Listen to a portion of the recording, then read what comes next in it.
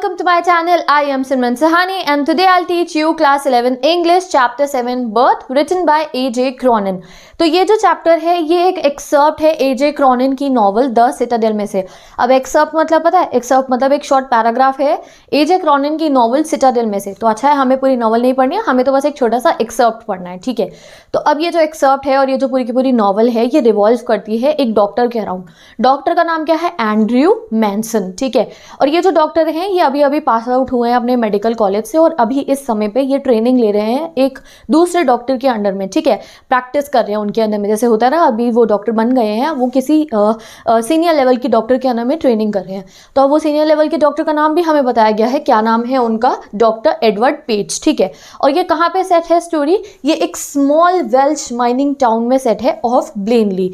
तो ये जगह कहाँ है? ब्लेनली, स्मॉल वेल्श माइनिंग टाउन, ये है यूके में, ठीक है.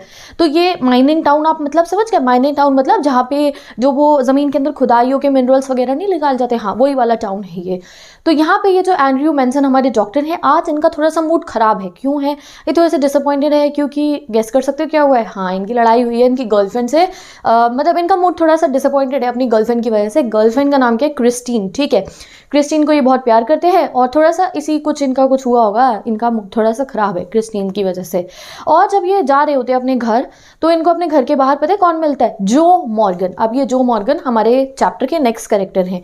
जो मॉर्गन कौन है? माइन में वर्क करने वाले एक वर्कर हैं, ठीक है. ये माइनिंग टाउन है ना, खदानों में वो नीचे से मिनरल्स वगैरह खोद के निकालते होंगे, वही वाला टाउन है ये. तो वहाँ पे काफ़ी सारे वर्कर्स काम करते हैं. तो ये जो मॉर्गन भी ऐसी एक माइन में काम करते हैं. अब ये डॉक्टर से मिलने क्यों है? ऑब्वियसली इन्हें कुछ प्रॉब्लम होगी तभी आए होंगे या डॉक्टर से कुछ काम होगा. हाँ, तो ये जो मॉर्गन है इनकी और इनकी वाइफ की शादी को 20 साल हो गए और अब इनका पहला बेबी होने वाला है. तो जो मॉर्गन आए हैं एंड्रयू मैनसन के घर पे उन्हें बुलाने के लिए कि चलो हमारे घर, मेरी वाइफ की डिलीवरी का समय होने वाला है. तो वो एंड्रयू मैनसन को लेने आते हैं. अब जो है जो मॉर्गन काफ़ी एक्साइटेड भी और टेंस भी है बेबी की डिलीवरी को लेकर. वाई? क्योंकि गाइस इनका 20 साल बाद शादी के बाद बच्चा होने वाला है, तो काफ़ी टेंस है जो मॉर्गन. तो अब हम चैप्टर में पढ़ेंगे दैट कैसे जो है बेबी की डिलीवरी होती है. और अनफॉर्चुनेटली क्या होता है कि जब ये बच्चा पैदा होता है, एंड्रयू मैनसन जो है जब इस बच्चे को चेक करते हैं तो ये बच्चा लाइफलेस होता है. समझ गए? जो मॉर्गन का बेबी पैदा होता है ना, मैं भी थोड़ा सा ओवरव्यू दे देती हूँ चैप्टर को क्योंकि फिर तो बहुत डिटेल में चैप्टर पढ़ेंगे हम. बहुत अच्छा चैप्टर है, इंटरेस्टिंग है और हैप्पी एंडिंग है, डोंट वरी, ठीक है. तो जब ये बच्चा पैदा होता है तो ये स्टिल बॉर्न पैदा होता है, यानी कि बच्चे में लाइफ नहीं होती है जब बच्चा पैदा होता है. तो एंड्रयू मैनसन क्या करते हैं? बच्चे को तो पहले साइड रख देते हैं, पहले जो उसकी मदर थी बच्चे की, जो मॉर्गन की वाइफ, उसको ठीक करते हैं. वाई? बिकॉज उनकी हालत भी बहुत क्रिटिकल हो जाती है आफ्टर गिविंग द बर्थ. तो जो मॉर्गन की जो वाइफ थी पहले उनको ठीक करते हैं हमारे डॉक्टर एंड्रयू मैनसन. बिल्कुल ही हीरो हैं ये हमारे चैप्टर के. तो ये सिरिंज लगा के उन्हें की दवाई जो कुछ भी ट्रीटमेंट की जरूरत होती है ट्रीटमेंट देखिए. पहले तो जो मॉर्गन की वाइफ को ठीक करते हैं, पहले माँ की चिंता करते हैं, पहले उनको ठीक कर देते हैं और फिर बेबी को किस तरीके से ये बेबी जो स्टिल बॉर्न पैदा हुआ था उसको भी ये जो है लाइफ कर देते हैं. एक मिरेकल होता है, काफ़ी एफर्ट्स लगाते हैं एंड्रयू मैनसन अपनी तरफ से और बच्चा भी एट द एंड जिंदा हो जाता है. समझ गए आप? बच्चे में भी सांस लेना बच्चा शुरू कर देता है, रोना शुरू कर देता है और इस चैप्टर की हैप्पी एंडिंग हो जाती है. तो ये एक बहुत ही एक्स्ट्राऑर्डिनरी सा इवेंट होता है एंड्रयू मैनसन की लाइफ में. उन्होंने सोचा नहीं था, उन्हें तो लग रहा था कि उनका कितना डिसअपॉइंटिंग सा दिन है, उनकी क्रिस्टीन से लड़ाई हो गई है. उन्होंने सोचा भी नहीं था कि ये रात उनके लिए इतनी ज़्यादा मतलब कि मेमोरेबल बन जाएगी कि वो एक मिरेकल टाइप कर देंगे कि उन्होंने एक स्टिल बॉर्न बेबी को जिंदा कर दिया. तो बहुत इंटरेस्टिंग चैप्टर है. Let us start the chapter with detail discussion. और ऐसे अगर आपको क्लास 11 इंग्लिश के सारे चैप्टर्स पढ़ने हैं तो जल्दी से डिस्क्रिप्शन बॉक्स में प्लेलिस्ट गिवन है, आप जाके चेक कर सकते हो. तो इट वॉज नियरली मिडनाइट, यानी कि रात के 12 बजने वाले थे और एंड्रयू मैनसन अपने घर पहुंचते, अपने अपार्टमेंट पहुंचते. अपार्टमेंट का नाम है ब्रायंगर, ठीक है. अब अगर आप एनसीईआरटी से पढ़ोगे ब्रायंगर, ये क्या है? ब्रायंगर क्या होता है? तो ये ब्रायंगर एक्चुअली में अपार्टमेंट का नाम है. जैसे हमारे अलग अलग अपार्टमेंट्स होते हैं उनका नाम रख देते हैं, सन अपार्टमेंट, मून अपार्टमेंट, रोज अपार्टमेंट, अलग अलग अपार्टमेंट के नाम नहीं रख देते हम लोग, या विला, ये विला, वो विला. तो वैसे इनके अपार्टमेंट का नाम है ब्रायंगर. तो जो है एंड्रू अपने अपार्टमेंट में आते हैं. तो जैसे ही वो अपने अपार्टमेंट में आते हैं वो देखते हैं कि उनके अपार्टमेंट के बाहर जो मॉर्गन घूम रहे होते हैं. अब तुम तो समझ गए होगे जो मॉर्गन क्यों घूम रहे थे. जो मॉर्गन अपनी वाइफ के लिए, अपनी वाइफ की डिलीवरी कराने के लिए एंड्रयू को पिकअप करने के लिए आए थे, ठीक है। तो वो कहते हैं उनको कि doctor I am glad to see you, मैं काफ़ी देर से आपका वेट कर रहा था, ठीक है। Mrs wants you before time, Mrs मतलब कि मेरी वाइफ को आपकी ज़रूरत है, ठीक है। तो एंड्रयू जो है एकदम से उनको याद आता है, पहले तो वो अपने ही अफेयर्स में बिजी थे, यानी कि उनके दिमाग तो क्रिस्टीन में पड़ा हुआ था, वो तो भूल ही गए थे कि अच्छा ठीक है अभी मुझे डिलीवरी करने के लिए जाना है, किसकी, जो मॉर्गन की वाइफ के बेबी की। तो इसलिए वो थोड़े से अभी अपने अफेयर्स में ही थे और फिर वो कहते हैं वेट, अपने घर के अंदर जाते हैं और अपना बैग लेकर आते हैं। तो वो अपने डॉक्टर वाला बैग लेकर आते हैं और दोनों के दोनों कौन हो गए, जो मॉर्गन भी और जो है एंड्रयू भी, जो हमारे डॉक्टर हैं, वो भी फिर निकल पड़ते हैं कहाँ, जो मॉर्गन के घर के लिए। अब जो मॉर्गन का घर का है नंबर 12 ब्लेना टेरेस, ठीक है। तो ये उनका घर का एड्रेस है और दोनों जा रहे होते हैं। अब जब वो जा रहे होते हैं तो वो रात हो रही होती है, मिडनाइट थी ना, ठीक है, रात हो रही होती है, बहुत ठंडी ठंडी हवा चल रही होती है, बहुत ही मिस्ट्री सी होती है हवा के अंदर। और जो है एंड्रयू जो थे काफ़ी डल और लिसलेस मतलब बहुत ही लेजी, खोया खोया महसूस कर रहे थे। अब खोया खोया महसूस क्यों कर रहे थे तुम समझ सकते हो, उनका दिमाग तो क्रिस्टीन में ही पड़ा हुआ था, उनको वही सब बातें याद आ रही थी, ठीक है। तो जो है उनको ऐसा कुछ भी प्रेमोनिशन नहीं था, यहाँ लिखा है ना ही हैड नो प्रेमोनिशन, मतलब कि उन्हें बिल्कुल भी अंदाज़ा नहीं था कि आज की रात उनके साथ क्या होने वाला है। मैंने तो आपको बता दिया क्या होगा, कि किस तरीके से वो जो है एक सेवियर की तरह मम्मा और बेबी दोनों को बचा लेंगे। बट एंड्रयू को तो ये सब कुछ नहीं पता था, कोई प्रेमोनिशन नहीं था उनको दैट आज जो है उनकी लाइफ में ऐसा कुछ होने वाला है जो उनके होल फ्यूचर को इन्फ्लुएंस करने वाला है। तो चलो पढ़ते हैं आगे क्या होता है चैप्टर में। तो दोनों के दोनों पहुंच जाते हैं घर पे और घर का नंबर क्या है उनका 12। और जो है वो कहते हैं कि मैं अंदर नहीं आऊँगा, मैं घर के बाहर ही रहूँगा, क्योंकि वो ना बहुत टेंस थे डिलीवरी की वजह से कि मेरे पास अच्छा खासा मेरे बेबी जो है और मदर जो है सब सही रहे, तो वो काफ़ी टेंशन में थे। तो वो कहते हैं कि डॉक्टर आप जाओ घर के अंदर, आप जाके चेकअप कर लो, मैं यहाँ नहीं रहूँगा, अंदर नहीं आऊँगा, मैं बाहर ही ठीक हूँ, and I know you will do well for us, और मुझे पूरा यकीन है कि आप हमारे लिए अच्छा करोगे। जो मॉर्गन एंड्रयू को कहते हैं कि आप चले जाओ अंदर, मेरे को आप पे पूरा भरोसा है कि आप सब कुछ ठीक कर दोगे। अब एंड्रयू जो है घर के अंदर जाते हैं और एक्सप्लेन करते हैं कि एक पतली सी स्टेयरकेस होती है, उसके बराबर में एक रूम होता है, वो जो रूम है काफ़ी छोटा सा और पुअरली फर्निश्ड है। पुअरली फर्निश्ड हमें रेफर करके इसलिए बताया गया है क्योंकि जो ये फैमिली है ये बहुत रिच नहीं है, जो मॉर्गन है वो एक माइन वर्कर है, तो बिल्कुल ये सिंपल से है और इनका पुअरली फर्निश मतलब अच्छा खासा कोई फर्नीचर भी नहीं है, ठीक ठाक सा घर है इनका। और जो है रूम में एक ऑयल लैंप लगा हुआ है, यानी कि थोड़ी सी ही रोशनी है रूम के अंदर। और जो वो रूम है यहाँ पे जैसे ही वो रूम में एंटर करते हैं तो वो देखते हैं कि रूम में कौन होती है। सबसे पहले तो ऑब्वियसली बेबी की मदर जो मॉर्गन की वाइफ है वो होती हैं, वो बेड पे बैठी हुई होती है, ठीक है। और जो मॉर्गन की वाइफ है उनका नाम सूजन है, अभी थोड़ी देर में हमें पता चल जाएगा। तो सूजन मॉर्गन बैठी होती है, साथ में सूजन मॉर्गन की मदर भी होती हैं, यानी कि होने वाले बच्चे की नानी, वो भी वहाँ पे होती है। उनका डिस्क्रिप्शन दे रखा है कि वो नियरली 70 ईयर्स ओल्ड होने लगी, देख के हमारे डॉक्टर को। वो लंबी थी और उनके बाल कैसे थे, ग्रे कलर के, यानी कि वो बूढ़ी थी, ठीक है, सफ़ेद बाल थे उनके। और एक और जन होता है, वो कौन होते हैं, मिडवाइफ यानी कि एक नर्स थी जो बच्चा पैदा करने में हेल्प कराने के लिए आई थी, ठीक है। तो एक नर्स भी थी, 3 लेडीज़ थी, यानी कि उस रूम के अंदर कौन, जो मॉर्गन की वाइफ और वो उनकी मदर इन लॉ, बच्चे की नानी, और वो मिडवाइफ थी, ठीक है। तो एंड्रयू जो है चेक करते हैं और अभी डिलीवरी में थोड़ा टाइम था, ठीक है। तो अब जो है एंड्रयू मिसेस मॉर्गन को चेक कर लेते हैं और अभी डिलीवरी में होने में कुछ टाइम था।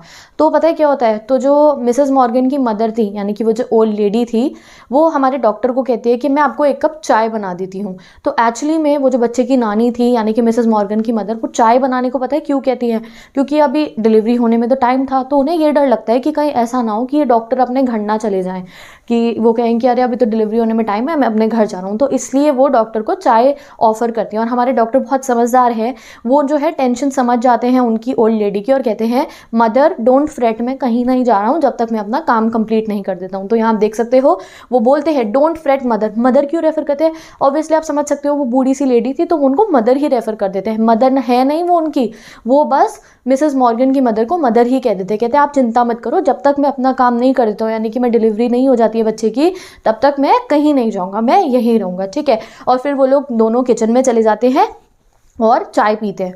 तो चाय बना के उन्हें वो दे देती है और वो चाय पीते हैं हमारे डॉक्टर, ठीक है। और जो है डॉक्टर खुद अपने मन में सोच रहे होते हैं कि अगर वो चाहे भी तो अगर घर चले भी जाते ना तो मुश्किल से 1 घंटे की स्लीप भी वो नहीं ले पाते, क्योंकि उन्हें पता है कि कभी भी उनकी ज़रूरत यहाँ पे पड़ सकती है, ठीक है। एंड वो उनको ये था कि ये जो केस है उनको बहुत ज़्यादा टेंशन की जरूरत पड़ेगी इस केस में अपनी, तो वो सोच रहे थे कि मैं यहीं रहूँगा, मैं घर नहीं जाऊँगा। अब इस समय पर जब वो वेट कर रहे हैं बच्चे की डिलीवरी हो सकती है किसी भी समय, तो वो वेट कर रहे थे आराम से वहाँ बैठे हुए थे। तो उनकी स्पिरिट्स में थोड़ी लिथार्जी आ जाती है, यानी कि वो ना अपने किसी जोन में चले जाते हैं और बैठ के आराम से कुछ कुछ सोचने लगते हैं। वो फिर से जाके मिसेज मॉर्गन को चेक करके आते हैं और दोबारा नीचे आ जाते हैं, ठीक है, नीचे आके बैठ जाते हैं। अब नीचे आके कहाँ बैठते हैं, किचन में जहाँ फायर प्लेस होती है उसके पास में आके बैठ जाते हैं आराम से। और उनके घर में उस समय पे ना बहुत सन्नाटा था, यानी कि वहाँ मॉर्गन हाउस में, यानी कि उनका जो घर था वहाँ बहुत ज़्यादा सन्नाटा था, इतना सन्नाटा था दैट जो एंड्रू हैं उनको बस 2 ही चीज़ों की आवाज़ आ रही थी। क्या, सबसे पहले तो वो जो आग जल रही थी उसमें जो जितना भी सिंडर था, सिंडर मतलब जो कोयले फड़क रहे थे, उनकी आवाज़ आ रही थी। और टिकटॉक होने की हमारे घड़ी की, कभी आपने देखा होगा रात को ना घड़ी की आवाज़ आती है टिकटॉक की जब बिल्कुल सन्नाटा होता है, तो उनके घर में भी ऐसा ही सीन था मॉर्गन्स के। और उन्हें एक और आवाज़ आ रही थी, वो क्या थी, वो जो मॉर्गन की। आप देख सकते हो कि जो मॉर्गन इतनी टेंशन में थे कि वो घर के अंदर भी नहीं आए, घर के बाहर ही वॉक कर रहे थे। तो उनके फुटस्टेप्स की भी आवाज़ हमारे डॉक्टर को आ रही थी। तो डॉक्टर आराम से वहाँ बैठे होते हैं, तो वो जो ओल्ड वुमेन है यानी कि मिसेज मॉर्गन की मदर आके डॉक्टर के बराबर में बैठ जाती है। और वो बैठी भी जब उनके बराबर में होती है तो हमें बताया गया है कि वो बिल्कुल मोशनलेस यानी कि बिना किसी मूवमेंट के बैठी होती है। और उनकी आंखों में कुछ अलग सी, तो आप कह सकते हो कि कुछ स्ट्रेंजनेस थी उनकी आंखों में। एक्चुअली में उनकी आंखों में एक टेंशन थी, वो चाह रही थी कि वो डॉक्टर से पूछे कि मेरी बेटी ठीक है, मतलब सब कुछ ठीक से हो जाएगा या नहीं। उन्हें काफ़ी टेंशन हो रही थी बच्चे की भी और जो है उनकी बेटी की भी, तो इसलिए काफ़ी सारे क्वेश्चंस थे उनके माइंड में। बट वो लेडी कुछ नहीं कहती, वो चुपचाप वहाँ पर बैठी रहती है।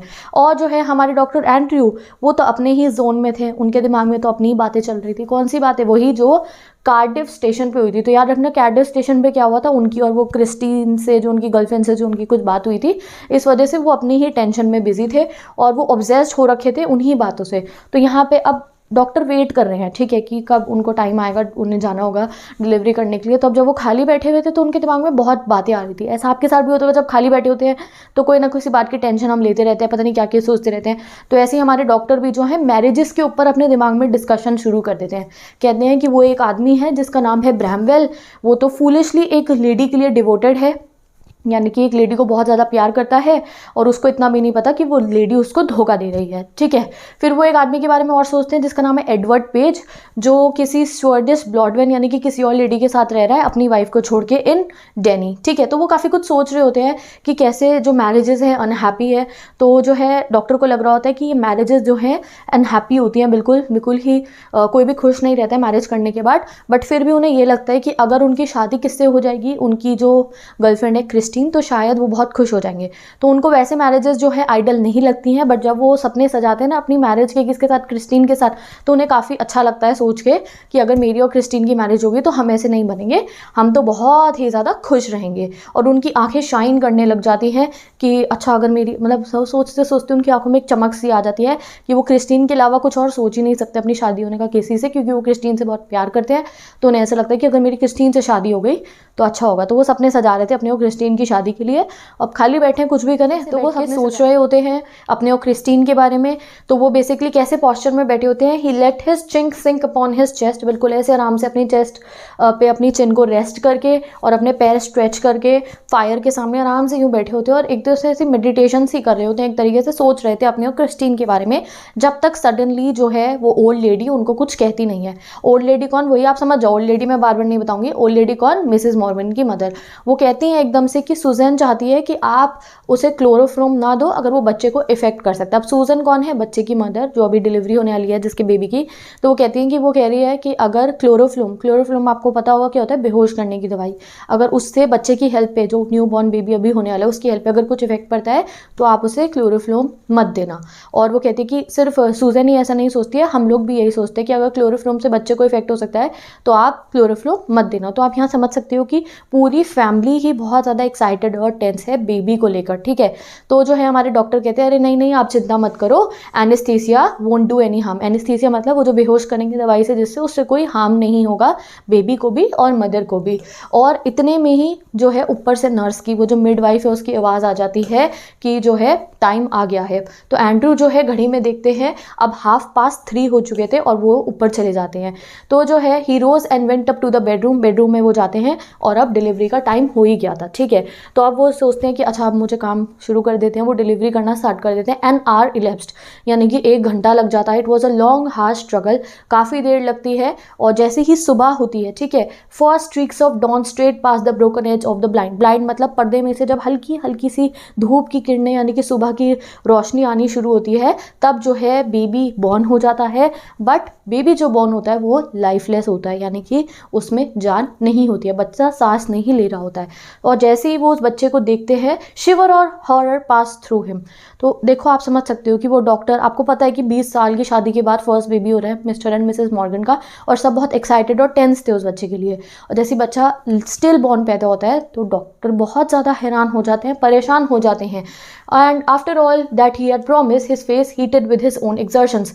और उन्होंने तो प्रॉमिस करा था जो मॉर्गन को कि आप चिंता मत करो, सब ठीक होगा, तो इसलिए वो बहुत ज़्यादा परेशान हो जाते हैं। एंड इस समय पे वो एक डिलेमा में आ जाते हैं दैट वो पहले क्या करें, पहले बच्चे को ठीक करने की कोशिश, रिससिएट मतलब जिंदा करने की कोशिश करें, या जो मॉर्गन की वाइफ को बचाएं। तो वो बिना कुछ सोचे समझे पहले जो है जो मॉर्गन की वाइफ सुजैन मॉर्गन की तरफ जाते हैं और पहले मदर को ठीक करने की कोशिश करते हैं, क्योंकि वो भी बहुत क्रिटिकल हालत में थी। वो भी कोलैप्स, पल्सलेस मतलब कि उनकी पल्सेस बहुत कम हो गई थी, तो वो भी बहुत ही क्रिटिकल सी हालत में थी। तो वो सोचते हैं कि पहले मैं मदर को जो है ठीक करूँगा, और वो भी बिना सोचे समझे, इतना कॉन्शियसली उन्होंने नहीं सोचा कि पहले मदर को ठीक करता हूँ, अपने आप ही वो पहले मदर को ठीक करने लगते हैं। तो वो क्या करते हैं, मदर को ठीक करने के लिए ग्लास लेते हैं, वो बॉटल लेते हैं, उसमें सिरिंज में दवाई भरते हैं, और जो है हाइपोडर्मिक सिरिंज यानी कि जो सिरिंज है उससे इंजेक्ट कर देते हैं दवाई को, किसमें, सुजैन मॉर्गन में, सो दैट वो ठीक हो जाए। एंड कुछ मिनट्स लगते हैं। After a few minutes of favourite efforts her heart strengthened, her कौन, सुजैन मॉर्गन के हार्ट में पल्स जो उनकी धीमी हो गई थी, बिल्कुल ही फेड होने वाली थी, वो ठीक हो जाती हैं एंड वो सेफ हो जाती है, यानी कि अब वो क्रिटिकल कंडीशन से बाहर आ गई थी सुजैन मॉर्गन, यानी कि बच्चे की मम्मी ठीक हो जाती है। और इस समय पे हमारे डॉक्टर जो हैं अपनी शर्ट्स की स्लीव को ऐसे यूँ ऊपर कर लेते हैं, ठीक है, क्योंकि अब वो उन्हें बेबी पे ध्यान देना था अपना। और इस समय पे उन्हें बहुत पसीना आ रहा होता है, इसकी वजह से उनके बाल, उनकी जो आईब्रोज थी उससे चिपक भी चुकी थी। और वो पूछते हैं वेयर इज द चाइल्ड, यानी कि वो बच्चा कहाँ है। तो वो बच्चे को वो जो मिडवाइफ थी उसने पता है क्या किया था, उसने न्यूज़पेपर्स में डाल के जो है बेड के नीचे रख दिया था, क्योंकि मिडवाइफ के अकॉर्डिंग तो बच्चा मरा हुआ पैदा हुआ था। तो वो कहते हैं कहाँ है बेबी, तो मिडवाइफ जो है थोड़ा सा डर के ऐसे ही इशारा करती है कि बेड के नीचे है। तो एंड्रू बेड के नीचे से बेबी को निकालते हैं और न्यूज़पेपर्स के अंदर उन्होंने रैप कर रखा था बेबी को, तो वो बेबी को पुल आउट करते हैं, ऐसे बाहर निकालते हैं, और वो देखते हैं कि वो एक बॉय था, परफेक्ट बॉय था, यानी कि बच्चा बिल्कुल ठीक था, हाथ पैर सब उसके बिल्कुल ठीक थे। बस उसकी जो स्किन थी वो वाइट और सॉफ्ट सी हो रखी थी, बहुत ज़्यादा, इतनी ज़्यादा टेंडर सी उसकी स्किन हो रखी थी। तो सबसे पहले वो कॉर्ड को कट करते हैं, एंड्रू बच्चे को देखते हैं, वो देखते हैं कि स्किन उसकी बिल्कुल tender soft, new born baby जैसी बहुत ही सॉफ्ट सी उसकी स्किन है, उसका हेड बिल्कुल ठीक है, सब कुछ ठीक था उस बेबी में। और वो नोटिस करते हैं कि बच्चा ना वाइट हो रखा होता है, वाइटनेस होती है उसकी बॉडी पे पूरी। तो वो वाइटनेस देख के वो डॉक्टर हैं और वो समझ जाते हैं कि क्या हो गया, एस्फिक्सिया हो गया है। अब ये एस्फिक्सिया क्या होता है, ये एक ऐसी कंडीशन होती है जिसमें जो है जो बॉडी में ऑक्सीजन की कमी हो जाती है, और उस ऑक्सीजन की कमी की वजह से बेहोशी हो जाती है या डेथ, ऐसा लगता है कि लाइफ ही नहीं है। एंड्रू समझ जाते हैं दैट बेबी को एस्फिक्सिया हो गया है, और उनको जो है उसका ट्रीटमेंट भी याद आ जाता है उनको, उन्होंने अपनी कॉलेज लाइफ में ऐसा एक केस देखा हुआ था। तो वो जल्दी से ट्रीटमेंट करने के लिए रेडी हो जाते हैं और बोलते हैं जल्दी से मुझे हॉट वाटर कोल्ड वाटर ला के दो। तो वो जो मिडवाइफ है उसको ऑर्डर देते हैं इंस्टेंटली मेरे को जो है हॉट वाटर और कोल्ड वाटर ला के दो, और बेसिन्स भी। तो बेसिन मतलब पतीले लाने को कहते हैं जिसमें पानी डाल देंगे। तो वो जो मिडवाइफ थी, वो जो नर्स थी, वो कहती है बट डॉक्टर इसलिए कहती है क्योंकि उसे लगता है कि बच्चा स्टिल बॉर्न है, अब क्या होगा कुछ करने से। तो डॉक्टर को कहते हैं एकदम से बी क्विक और टॉवल्स भी लेकर आना। तो डॉक्टर तो पूरे ही रेडी हैं, एंड्रू बिल्कुल रेडी हैं बच्चे को ठीक करने के लिए। मिडवाइफ को ऐसा लग रहा है कि ऐसा कुछ करने से कुछ होगा या नहीं होगा। तो वो जब बट बोलती है तो डॉक्टर कहते हैं नहीं, जल्दी से टॉवल्स भी ला के दो। फिर डॉक्टर एंड्रू क्या करते हैं, एक ब्लैंकेट लेते हैं और उस बेबी को जो है ब्लैंकेट में रैप कर देते हैं, और फिर वो अपना स्पेशल मेथड जो है वो मतलब बिल्कुल ही अपनी टेक्निक यूज़ करनी शुरू कर देते हैं।